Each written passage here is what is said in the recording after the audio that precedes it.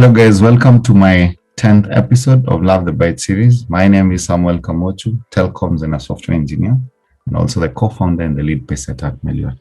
In this episode, my objective is to help you appreciate logic gates and Boolean logic and how they apply in the computer and in the life of a software engineer. Now, in a previous episode, we talked about how transistors can be used as switches, and we saw how we can represent number 72 in binary using transistors as displayed on the screen. And the concept of switching is not a new concept in computers. And the early computers used to have mechanical relays, and the basic idea was pass the current here, create a magnetic field, connect the circuit. Switch off the current, and the relay opens up and disconnects the circuit. And that way we were able to switch. Problem, these were mechanical things, and they needed to be replaced because of tear and wear.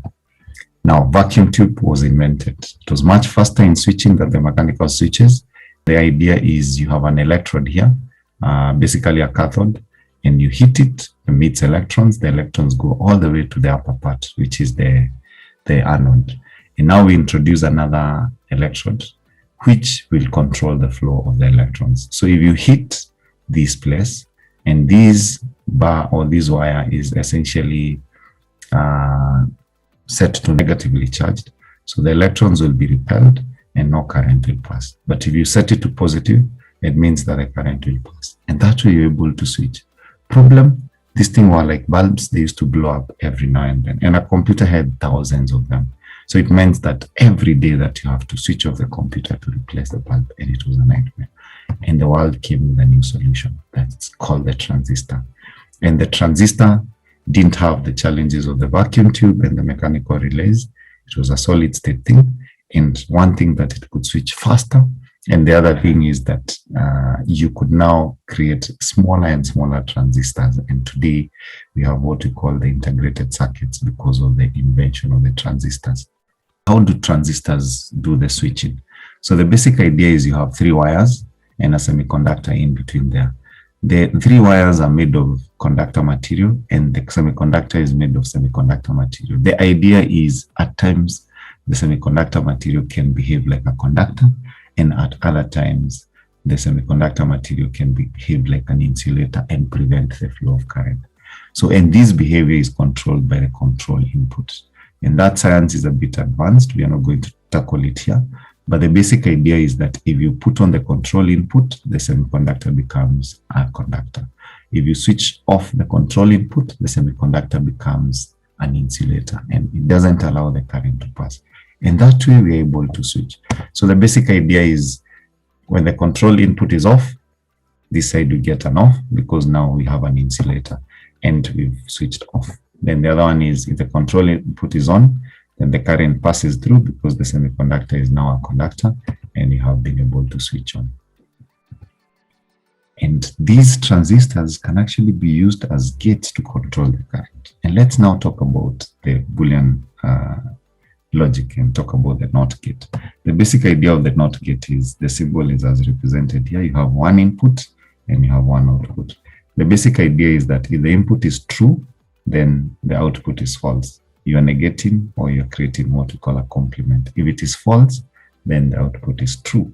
And the key thing to note is that true can be interpreted as 1 or on, false can be interpreted as 0 or off. And let's see how we can implement a NOT gate using a transistor. So the basic idea is you connect a wire here, and this wire we call it the output. The control wire becomes our input, and the lower electrode, we ground it. So the basic idea is we pass the current here, goes all the way, and if the input is on, you allow the current to go down. So basically what we have is that if the control input is set to on, or this is our input, then the current flows all the way to the ground because the ground will basically take over the current and our output will not pass the current. And in that case, when the input is true or on, the output becomes off or false. And we've been able to switch off. The other one is if the control input is off, semiconductor becomes an insulator, no current passes through here, and basically the output takes now the current that case, the input is off or false, and the output becomes true or on. Now, how do you implement AND gate? The basic idea of AND gate is that you have two inputs, and the two of them must be true for the answer to be true. It's like you are a boy and you're in class 8. That statement is true when both A and B are true. If any of them is not true, then the statement becomes false. So the basic idea is when you have false, false, it becomes false, and it only becomes true when both A and B are true. And how do you implement this now? Using transistors. Allow me to connect a transistor and another transistor in series. And the basic idea is you pass the current, and now the control inputs of both the transistors become our input A and B. And of course, the output becomes the Y, the second transistor. So the two transistors are connected in series. And the basic idea is that if the two transistors, if the two inputs are on, then basically the current will flow through the first transistor, go all the way to the second transistor, and we eventually get an on. But in the event that any of the transistors is off, then the current will be blocked. Like here we have the second transistor off, so the current will not flow in the second transistor, and the output will always be off. And that way we've been able to create a scenario where Y is false when A and B are false. Either A and B, if they're false, then Y is false. Or even both A and B when they're false, then Y becomes false. And that way we've been able to create an AND gate using transistors. Now, an OR gate takes two inputs, just like the AND gate, and gives one output. And the basic idea is that if you're a boy or you're in class 8, the statement will be true if any of the components are true. So the only time it will not be true is when both scenarios are not met. And I hope this is not a concept that you struggle with. Now, how do you implement these gates? So the basic idea is to connect two transistors. You can see the one transistor at the top there and another transistor at the top here. I know the way I've represented this is just for illustration's sake. Don't worry. The idea is that the transistors flow, the current flows in the same direction, but just allow me to represent like this for the sake of illustration. So we have a current here, and assume that, and this is an assumption, that the current can flow from here all the way to here, and assume that the current can flow from here all the way to here. So the basic idea is that you have A, and if A is off, which is our input, and B is off, which is our input, then we don't get any current on the Y. And in that case, we are able to switch off.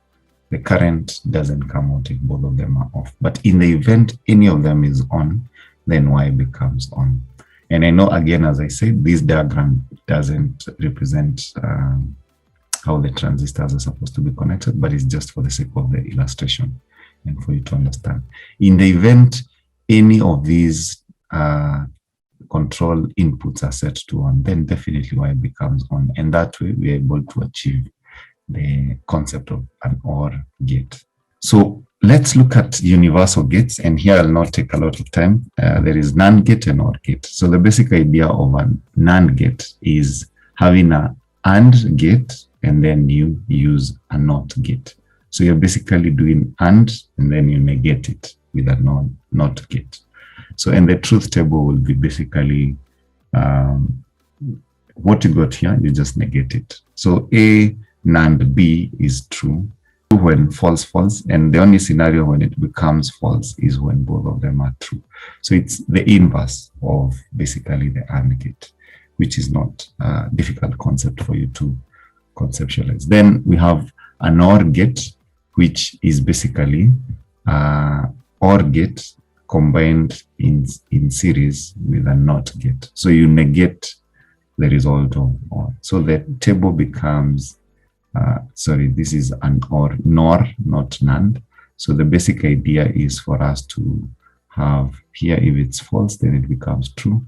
And all the scenarios where it is false, then the OR was true. So basically that's how these are represented. They are called universal gates because using the two gates, you can actually create a lot of computer circuitry.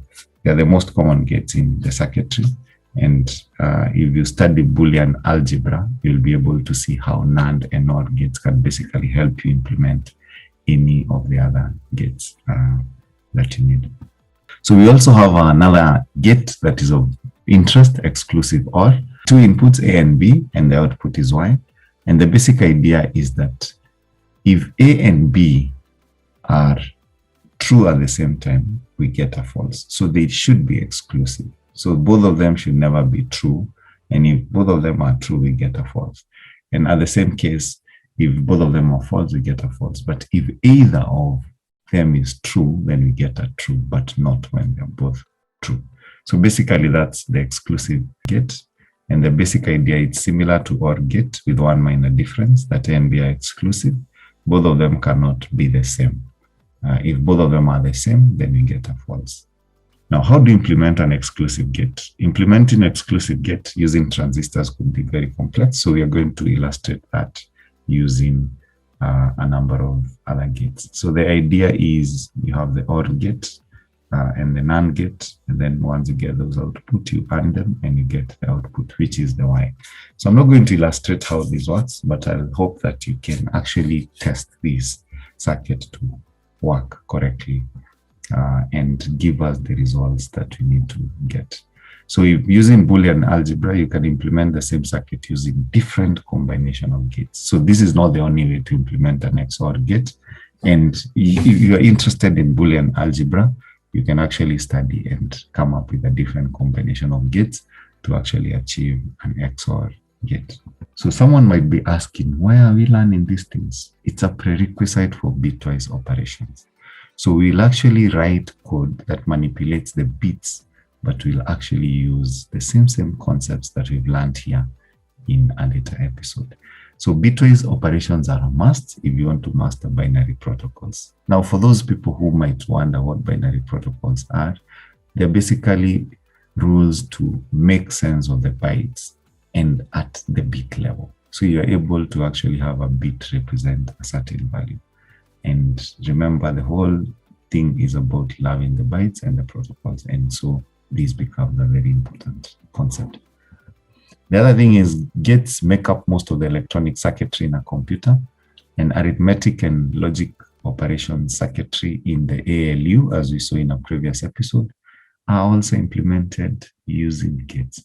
So adders, registers, and memories, all of them are just a combination of gates, and you can actually do that using the knowledge that you have acquired. So if this sounds interesting to you, or you believe it could be beneficial to someone else, please share with them and feel free to like, comment, and subscribe. Thank you, and see you again in the next episode.